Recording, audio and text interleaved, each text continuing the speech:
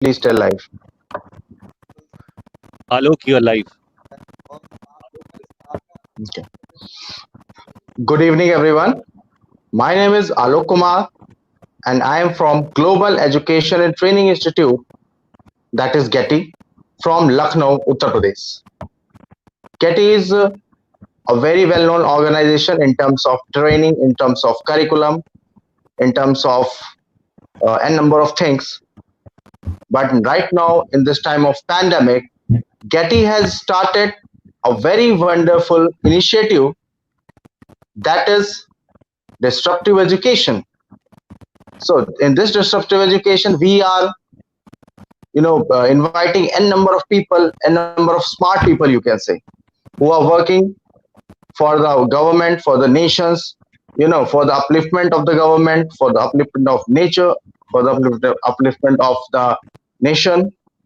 So today we have a very charming guest, Ms. Vandana Hunjan from the Heritage School, New Delhi. Okay, and she will be explaining about the experiential learning. Okay, so as we know that experiential learning is very much important. Whenever we are experiencing a thing, we will be able to learn a bit more. So now Vandana madam will speak about that. Okay, so now screen is up to Vandana ma'am. Vandana ma'am, you can start. Okay. Thank you so much, Alok. Thank you for giving me this kind of a platform where I can talk about and I can share my experiences with other people and I can talk about the experiential learning, which is a pretty new hub right now in education. And if I talk about experiential learning, so during these lockdown, I'll just talk about the new experience you people are having at home. So during these lockdowns, we all are preparing cakes at home. So making cake is again kind of an experience which everybody is having.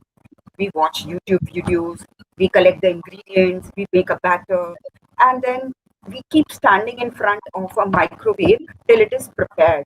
Why? Because just we want to see how is it done, how is it prepared, and are we happy by looking at this? Oh yeah, we love the sight of that.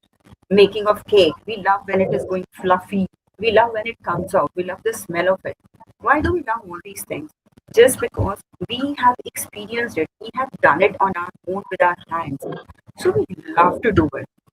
So here with this, I'll take the example of this cake for the whole day today, for the whole time, for a 1 hour today. So you're going to bear with my cakes because I love eating cakes. So now I'm going to talk about the experiential learning from now on.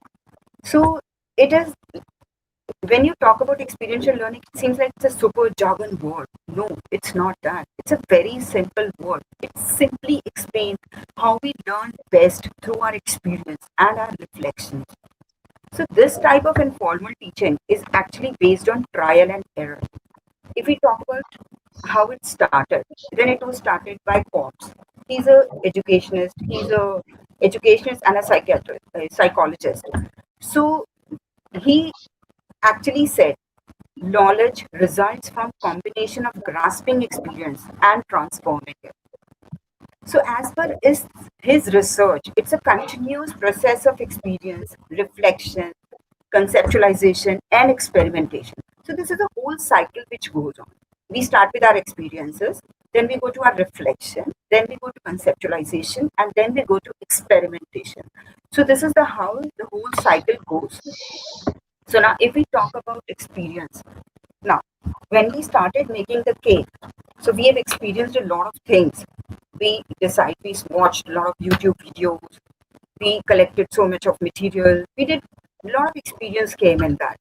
So that's our hands-on experience. What we did, we collected on our own. We wanted to make it. So that was an insight in it. That was a kind of thing which we wanted to do. So this is kind of experience we had while collecting all the things. Then you come to observation. Now, when you've baked the cake, as per your experience, as per the experience of the people whose all videos you have observed.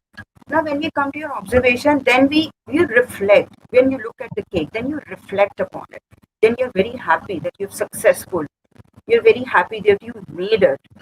So then you think about it, what went right, what went wrong, how can I improve it? And then you keep observing all these things. So these are the observations that comes in your mind when you do all these things, right? And then comes the part of conceptualization.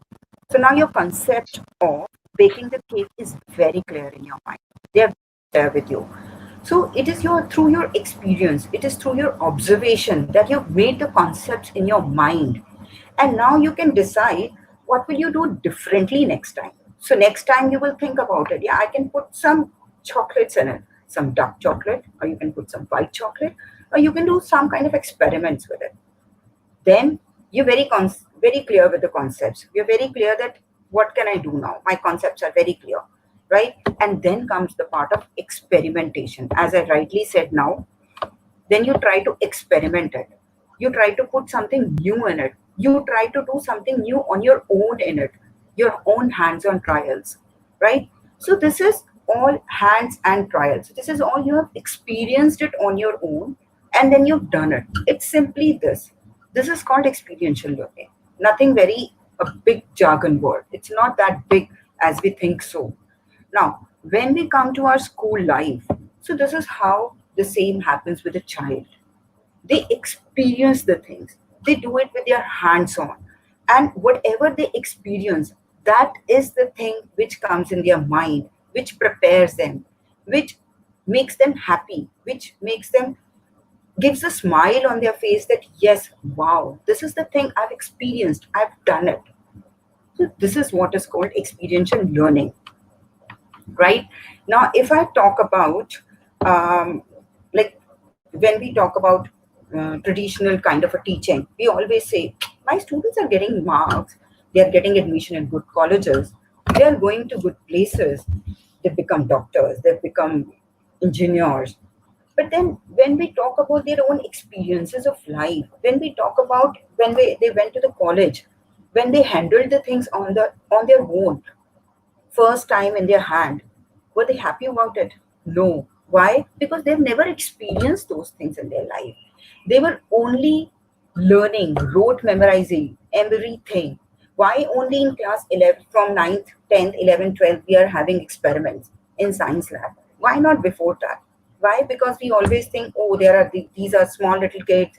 They won't be able to do all those kind of stuffs. It's very difficult to take them there. It's very risky. No, nothing is risky. Everything can be done in many ways. They can experience the things in many ways in their own life. It's not important to take them to big places to do all that kind of stuff. So even I'm going to tell you how can the little one even get an experiential learning through many ways, right? So if I talk about why do we want experiential learning? What are the benefits of that? Of these experiential learning? Everything is going fine. We are working fine. We are going to school. We are teaching them. They are sitting in front of us, all 37 to 40 kids. Whatever we are telling, they are writing. They are vomiting on the paper. Everything is going fine. Why? So here I would like to talk about why. It's this why is actually very important. So experiential learning, it helps to collect the data. The students are collecting the data on their own. They are collecting everything on their own, which makes their concepts very clear. It's their hands-on experience, which they are doing it on their own with their own experience, and which is a real result which they can see because they have done it on their own. So that's a real result which come in front of them. So as a student interacts with the information, because they are interacting with the information, whatever they have gathered, right? So it becomes real to them. Even when you talk about experiential learning, it enables the student to engage in the creative portion of their brain. Means otherwise, when they are rote memorizing, they're only learning and they are just vomiting out on the papers. But when they are experiencing something, they are collecting a data, they are doing the work with their own hands, then the creative portion of the brain, it starts working and seek their own unique and fulfilling solution to hands-on tasks. So it means they're doing it everything on their own, what they want to do. Now, if I talk about reflection, this is the most important part of this kind of a learning. Very important part. Why? Because whatever you do, when you do it on your own, then you reflect. When you made a cake, then you reflected, oh, is it good? Is it baked properly? Is it brown? Or Is it burned from somewhere? Did I put the temperature at a right place? So you ask so many things on your own, to your own self. That is a self reflection. So when the child does the work on their own, then they self reflect, which is the most important part.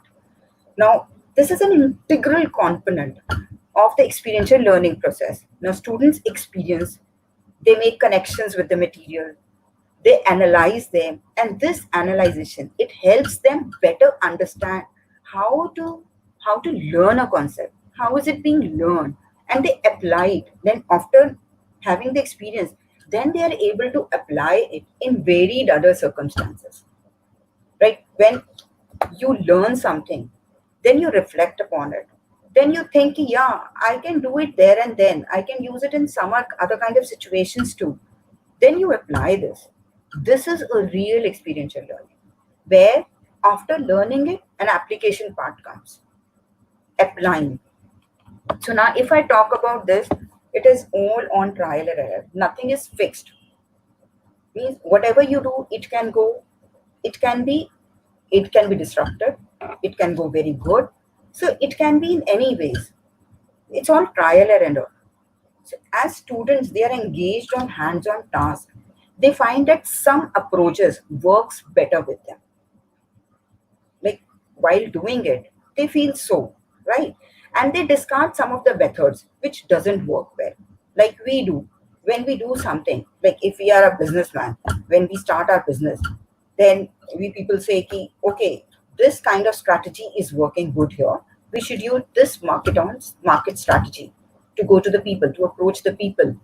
And somewhere down the line, when the things are not going well, then you say, oh, this strategy is not working. So what is happening? You are experiencing it on your own. Whatever your experiences are, you're applying those kind of strategies again.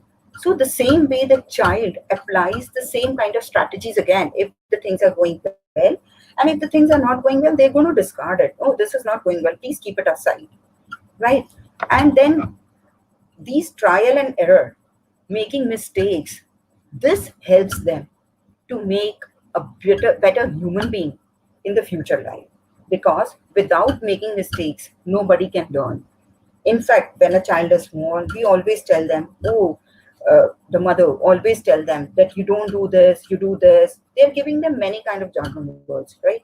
But then telling them again and again, and without letting them experience what goes wrong if I do this, or what goes wrong if I don't do this. Like if I talk about a small baby, when the child starts walking, they fell down, they fell again and again you try to hold them, then they fell again. So what is happening? The child is experiencing it on their own, that if I'm going to walk like this, then I'm going to fall down. So I need to support something. Need to take a support of something. So then they start taking a support. This is what he's experiencing. This is how he experienced himself when he started walking. So the same way, let the child explore the things on their own. What are we? We are just the medium. We are just a kind of a medium. The teachers are a kind of facilitator or a medium who are letting that child to experience the things. We are making that kind of aura. We are making that kind of condition, favorable conditions, where the child is able to support himself to experience the things on their own. Right?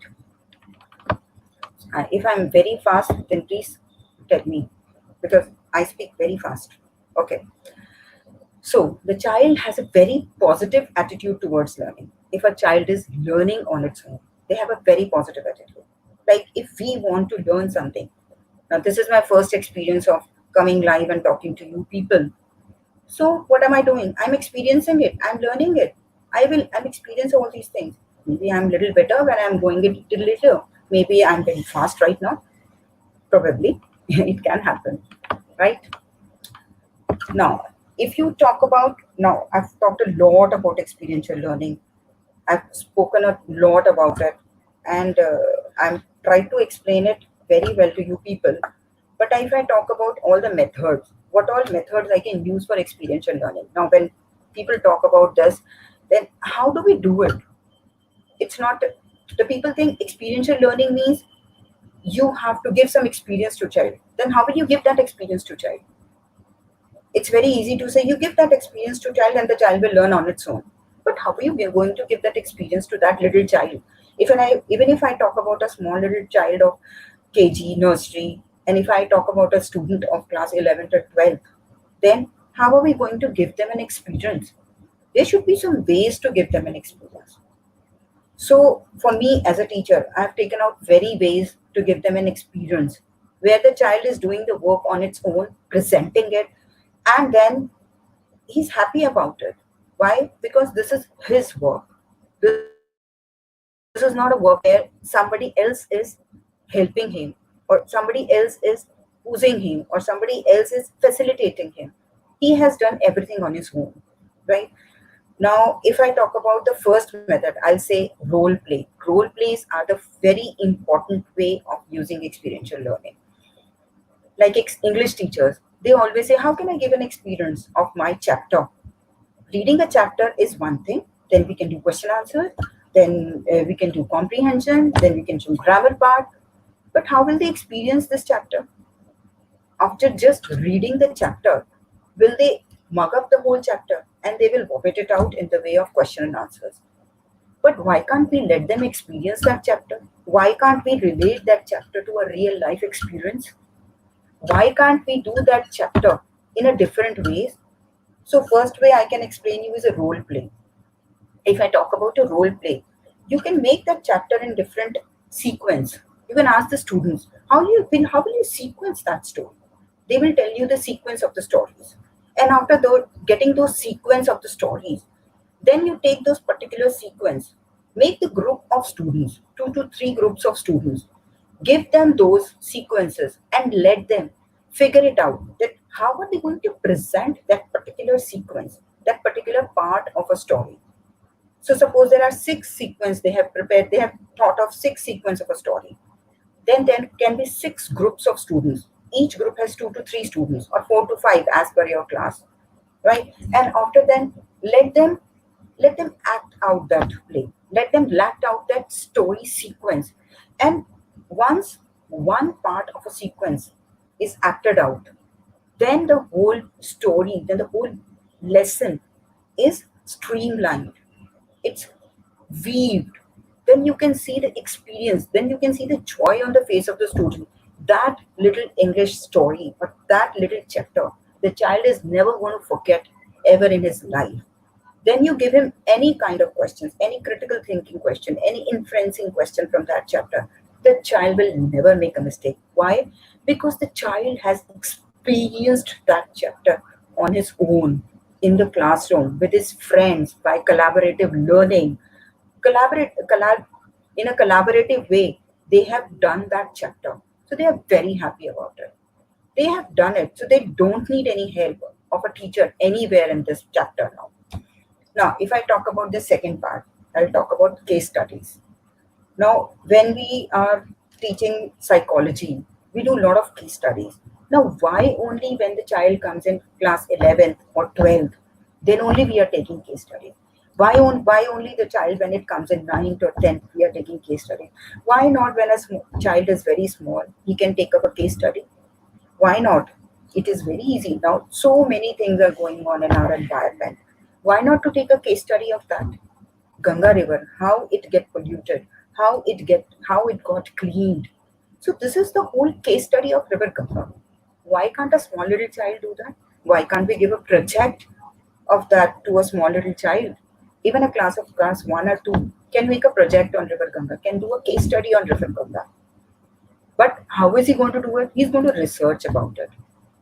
Then, if a child is small, obviously we are going to give them some links through which he can do the research work. An elderly child can find out the research work on their own.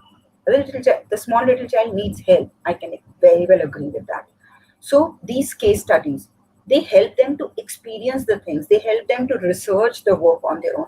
And after doing all that research work, then again they are going to compile it and make one big project. So case studies can be done in any ways, right? Then I actually talked about the research work right now. Then I'm talking about community. The community is plays the biggest role in our experiential learning.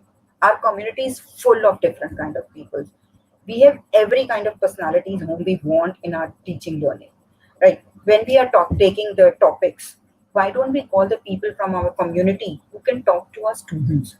When we are talking about doctors, when we are talking, then we are giving career counseling to them. Why are we giving career counseling to them? Right? Because we want them to experience those kind of careers.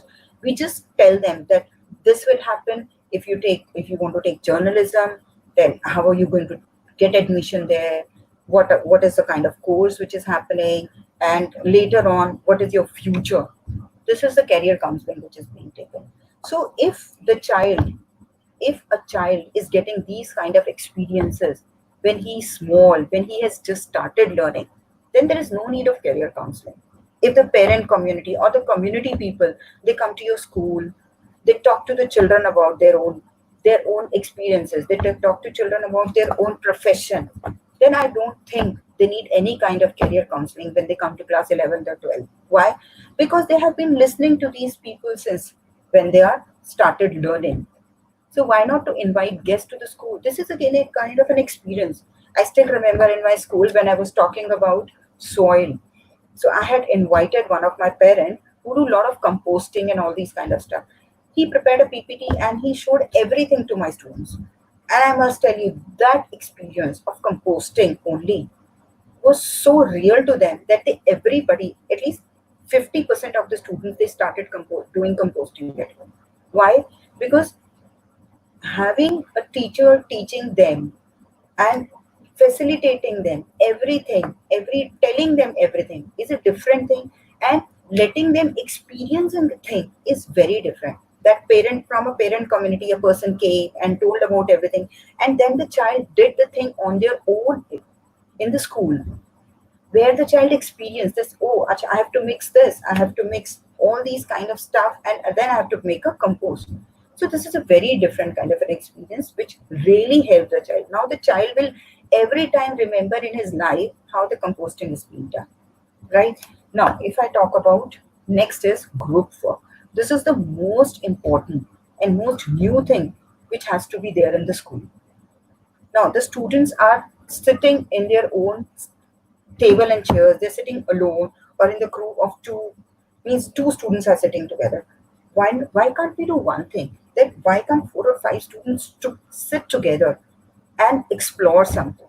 Let them explore something, whatever they want to do.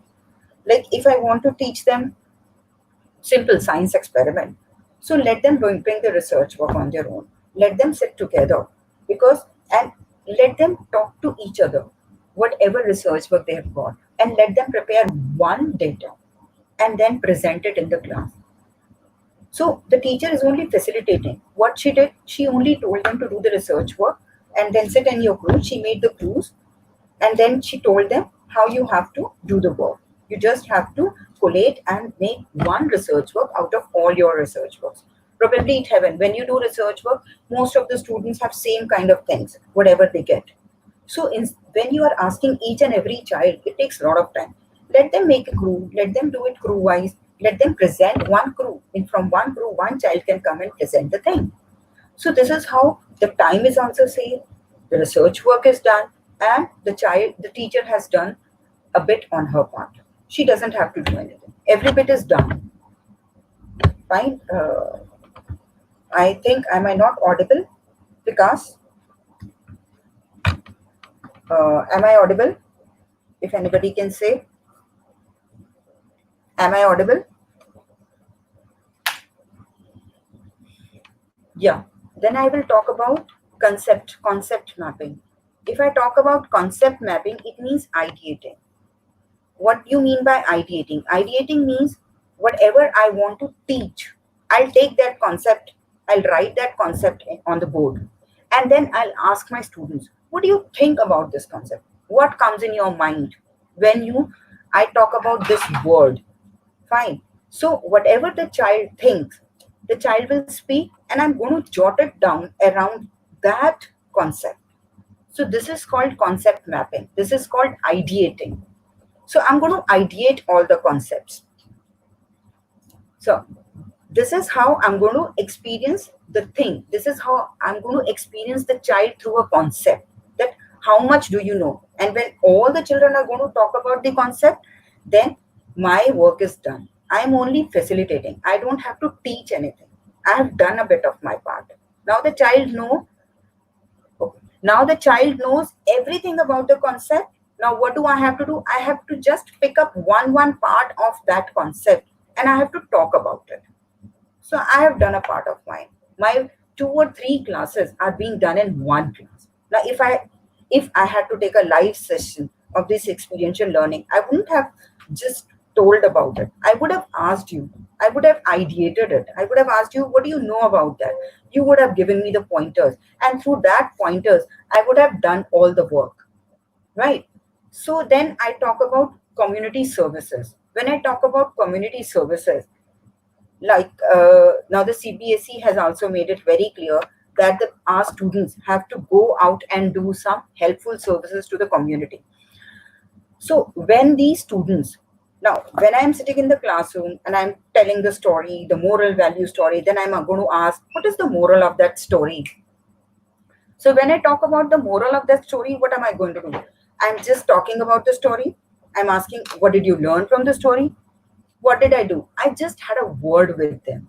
But if I'm going to take that child out to that community, if I'm going to take that child out to that place, then the kind of experience the child has or they will have is very different. If I'm just going to sit at home and talk about, you should take care of your grandparents, you should take care, you should see how these people are suffering when they go to old age home. Why not to take my child to an old age home? Why not to let that child sit over there? Let them talk to those people. Let the child experience it. That how are they suffering? What is happening with them in that old age home? If I take those my kids to the beggar street and I let my kids talk to those beggars, so what is happening? They're experiencing it. They are able to understand what is happening in their life. What should I do for them? Then they actually want to do something. This is called community service. It's not that I'm going to take the stuff, I'm going to the beggar street, I'm going to distribute it. No. Distribution is not community help. This is not a community service. Community service is you go, sit with them, talk to them, talk about their experiences. How are they living in that street? How are they getting the food? What kind of sufferings they have? This is how other children will understand. This is called community service. This is how they're going to experience it. And this is the most important part of our community right now. So, whatever the big jargon words, you should do community service. What are the people doing? They're collecting the stuff and they're donating. What are we donating? They are happy getting the donations. Fine, they feel very happy about it. But then the child who is donating, has the child understood why am I donating? They will again bring the stuff of some very costly stuff and again they will donate it. They will feel very happy. Yeah, I've done a bit on my part. But then the child has not experienced. The child has not experienced the suffering of that person. What the child is having there. So now, next I will talk about study tours. Now, taking them for picnics. Now we take them for zoos to the picnics. They go to zoo, they see the animals, they come back, that's over. No, that is not a picnic. It should be a study tour. They are going there. They are looking at the cages. Then they are trying to experience that if they were behind those cages, what would have happened, right? And if these animals are going to come out, what would happen? And which is the better place so that I can keep these animals instead of keeping them in a zoo, in a caged places, right? And what kind of food are they getting? Are they getting a healthy food? Are they getting a suffice food which they want? Are we giving them whatever they are getting?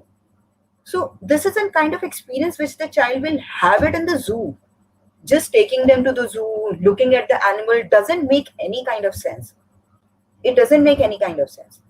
The sense is when you go, talk to the zookeeper. Let the child talk to the zookeeper. Let him have some conversation with him. Let him ask questions, whatever the child has in his mind. Right? And then let him observe each and every part of each and every place of the zoo. Let him go to the kitchen. Let him go to the place where the food is being kept. Let him see the place, whether it is clean, it is that very it is clean or not, right? So these are called study tools, and this is the way the child is going to experience and will come later on to a kind of a conclusion whether the zoos are a right place for the animal or not.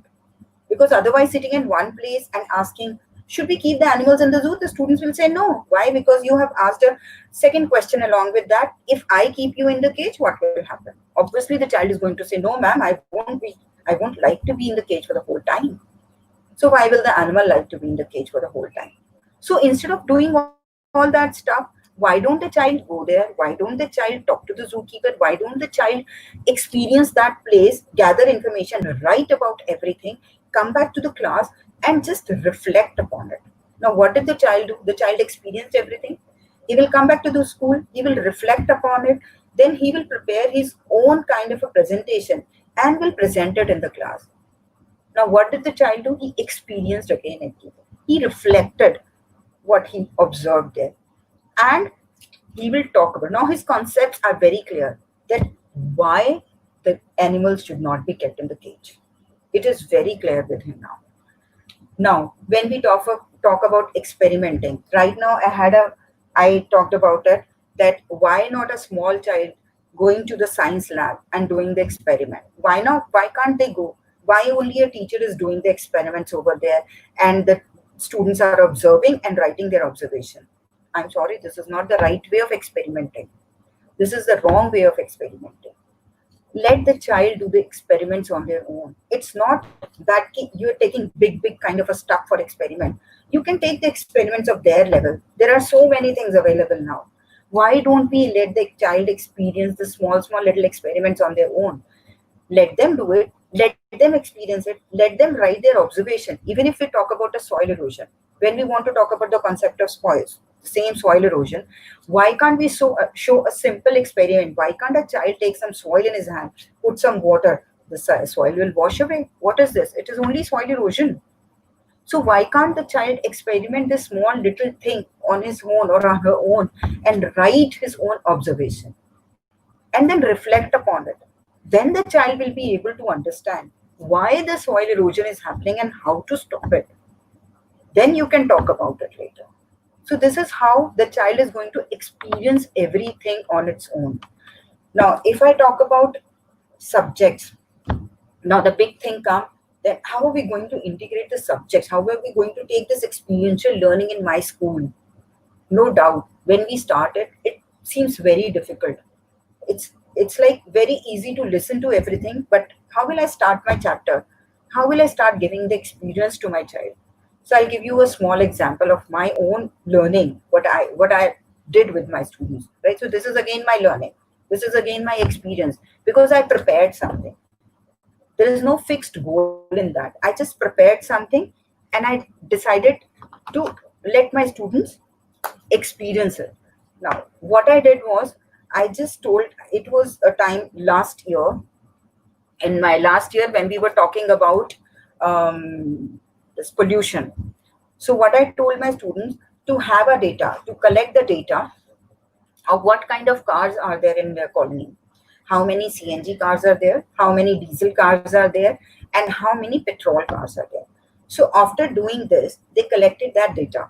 After collecting the whole data, what they did, now the maths came in, they collected the data, and there was some inference question, right? And then they had to do some research work about petrol car, diesel car, and CNG car. After doing the research work on that, then they had to do the little bit of research work on which car is most suitable in this kind of environment in Delhi. And after doing that, then they had to talk about why do we need these cars? What is the importance of these cars? Why not a petrol car? Why not a diesel car? Why only a CNG car? Then, if only a CNG car, there must be some disadvantages of using a CNG car too. Why not even a CNG car? After collecting the whole data, now what did the child experience? So the child has done a full research work on different types of cars. He has done a research on petrol, diesel, CNG. They have data handling in maths. Then we did a small comprehension passage where there was a passage about a car, right? I am a petrol car. There was a small passage. What we did English also in that. So we integrated all subjects, and what we did was After integrating the whole subject, their experience was such fruitful that till date, if we talk about cars or if we talk about pollution, they are very much aware that why the pollution happened, how can we control it, what was the measures taken then, and what kind of cars are we going to use, which car is harmful, which car is good. So this was an experience with them. So this is how they did their work, right? So just giving them some good questions and letting them experience the things on their own. The only thing is that a teacher has to be a facilitator where she is giving some kind of she has to just prepare some kind of a questions. Just throw the questions on the kids and let them find out the answers on their own, right? Now, if I talk about what is the difference between a traditional teaching and an experiential teaching, it's a very important part that I'm talking right now, because it's very easy to listen, it's very easy to talk about it, but when it comes to application, when the teachers will come to application, it is very difficult to find out a difference between these two things, right? If I talk about the traditional teaching, it is all teacher centered, completely teacher centered. But if I talk about this experiential learning, it is totally student centered, where the teacher is only a facilitator. She's only giving questions, she's only facilitating them, and they are going making their own experiences, they are reflecting, they are observing, and they are conceptualizing. They are doing everything on their own. Teacher is not doing anything, she's just a facilitator who is giving them small little help at each level. Means the teacher has to deviate the child on a right path. That is the only thing the teacher has to do, right? And if we talk about traditional learning, it has fixed learning outcomes, and it has some fixed skills, which is very informative. But if I talk about experiential learning, then the learning outcomes are open, but the objectives are very clear. My objectives have to be very clear. Let the learning outcomes be very open, because when we talk about experience, it can deviate. So the child can learn many more things also in it. So my learning outcome can become a little bigger, right? Now, when it comes to traditional teaching, the teacher is explaining everything. So right now, I am explaining you everything. So this is again not an experiential kind of a learning. Here again, I am facilitating you. I'm not even facilitating you. I'm doing a teacher-centered teaching right now. Means I'm telling you everything. So this is again, I'm explaining everything. I'm giving you knowledge. I'm giving you skills. I'm giving you examples. But then when you are exploring it, that is the one when you are experiencing it. And that is called an experiential learning. Means explaining the knowledge and the skills through your own experience is an experiential learning, right? Now, in traditional teaching, it has a fixed structure. Now, this is my syllabus. It has to be completed by this time. This is the concept. 5 days, a concept has to be covered. It has to be finished. Should be over. It should not go beyond that. Then I have to take a summative assessment, and it is done. Right? This is called a traditional kind of a teaching. But if I go to experiential teaching, when I'm talking about one concept, then it can merge with one more thing. It can merge with one more thing. And there can be layers of concept in it, which can give me an experience of a real life. I'm connecting to my real life in that. Right? So it is flexible. I can deviate myself. All my subjects can come into it. Anything, EVS and English, it is two interrelated subjects. It seems that EVS is a different thing and English is a different subject. No, these two subjects are one. They are always combined with each other. So whatever we are doing in English, we can do in EVS too. It's a combined subject. So it is a flexible structure and very minimal facilitation is there. Means right now I'm explaining you everything, but when you do it on your own, it means you are experiencing the thing on your own. You're doing the things on your own. This is called experiential learning. I'm doing it with trial and error. Means it can be one point where I'm very disappointed. Oh, I'm failed. But then failure is my ownership. That is my thing. What I've done, I have failed on my own. So I will try it again. My failure is my own. Now the students doesn't know what is the meaning of failure. The students doesn't know how to come out of the failures. Why they don't know? Because they have not experienced everything in their life. We have not given them that kind of exposure where the child can experience the failure. They only know that I have this set goal, I have to get this mark to get into medical college, to get into engineering college. But then, if they fail somewhere, they are not able to taste that failure. So, in order to taste that failure for a child, the child has to have the failures. So, I think experiential learning is the best way of teaching. I think I'm done with it, and I've talked a lot about it, and I've gone beyond the time. I think, Mr. Alok, am I right? Yes, Yeah, ma'am. Mr. Alok. Over to you. Thank you for sharing wonderful ideas. Yeah. Thank you for sharing, ma'am, your wonderful ideas. I think you have actually explored a lot, and you have talked about the grassroots level realities. Okay, Yeah, so that should be done into the classrooms. And thank you for joining this particular session with us, and thank you for promoting disruptive education. So thank you everyone for watching this session, and keep watching disruptive education. Thank you, Vanna, ma'am. Thank you for thank you so being much. here for this such a noble Thank you. cause. Okay, so keep watching Thank you. Disruptive Education by Global Education and Training Institute. Thank you. Thank you, everyone. Thank you.